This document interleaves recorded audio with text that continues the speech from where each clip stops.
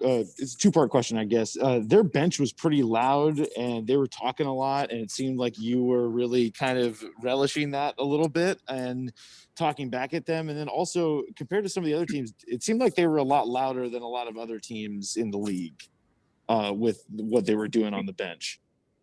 They were just bringing the energy. They was bringing the energy for their team. And, I actually thought their bench was doing a great job of just, being loud and making noise and cheering their team on. It wasn't so much talking towards us. They was just doing what they do to support their own team. There's two parts to that question.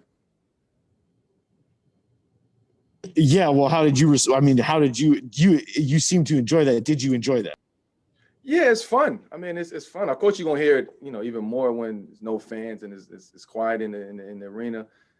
But you live for those moments. You want that pressure on you. You want to make those. There's nothing like making shots in front of the opposing team bench as they screaming at you, as they yelling at you. So it felt good. But I actually thought that they did a great job of just trying to keep themselves in the game and energy and on the court, off the court. It was a great job for them. Next question is coming from Dwight James at NBC Sports Northwest. Melo, you talked before about how comfortable you are late in games, being in those situations. You had a couple big baskets, but you also blocked a shot.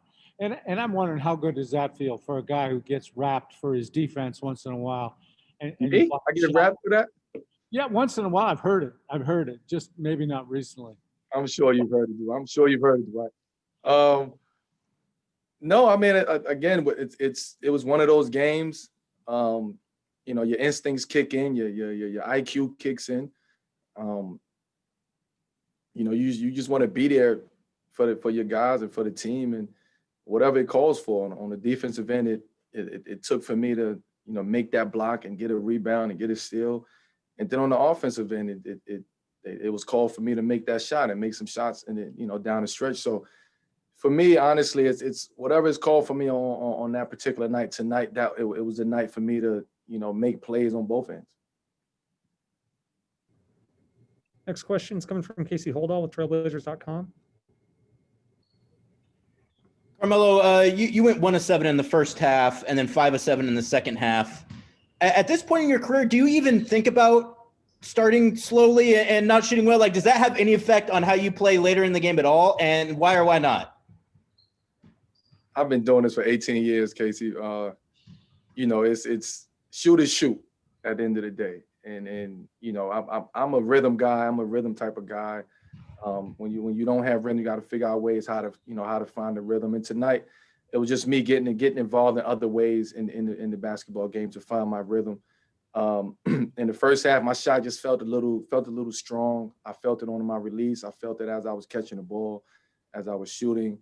And I just needed to dial back a little bit and adjust that. In the second half, I was, relaxed and shot felt good. I was able to get to my spot, raise over the defender. And then, when they double team Dame and double team CJ, those guys found me. And, Covington found me on that last three. I thought he did a great job of switching it up. Instead of popping, he rolled, drew the defenders to him. And he made a great play, and it was just up to me to make another great play after that.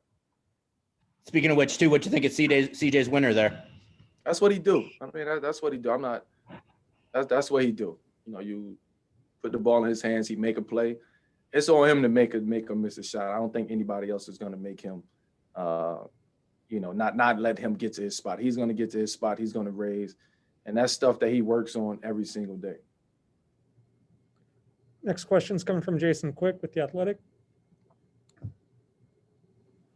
Melo, kind of piggybacking on the CJ stuff. When he plays at this high a level, what do you think that means for your team or what that does for your team? It gives us a totally different dynamic. I think you all seen CJ over the years. You've been here with him. I've seen him from an opposing team and playing against him. But now being here and just seeing he raised his level from when I first got here up until now. And it's fun to watch. It's fun to be a part of. And when he gets it going, is nobody better. Can you elaborate a little bit on how he's improved since you've been here? His game. He's getting older. He's getting wiser. Getting smarter. Picking his spots in the game. He's a very intelligent basketball player. He has a high IQ on the basketball court. He know what works for him and he know what doesn't work for him. And we don't box him in. We let him go, and you see that. Yeah, thanks.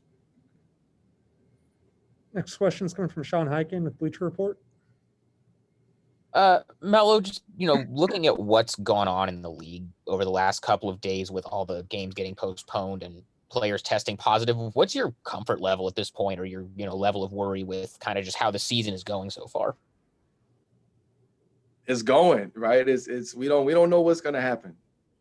Our season is day to day. It's not like we can look forward to next week games and, a certain road trip. Like we have to focus on the next day and getting through this day.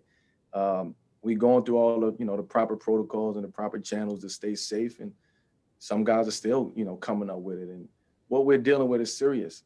It's very serious. It's bigger than us. It's bigger than basketball. It's bigger than the NBA. And, I do think the NBA is doing a great job of trying to contain, what's happening and control it. But it's just some things that's just out of our control, and we got to adjust to it. We got to adapt to it. Do you think the league should consider maybe pausing for a week just to get it under control, or? I don't know. Sorry, Sean, cut you off. I heard you, Sean, but I don't know, to be honest with you. It's a case by case basis. We don't know what's going to happen. You only can control like your surroundings and what happens with your team and your organization. And it's unfortunate. It's crazy times. It's I don't even know what else to say about it. It's hard times. But at the end of the day, we still get to go out there and play basketball. But yeah, of course, you have some teams who got to go out there and play with 5 or 6 guys, 7 guys.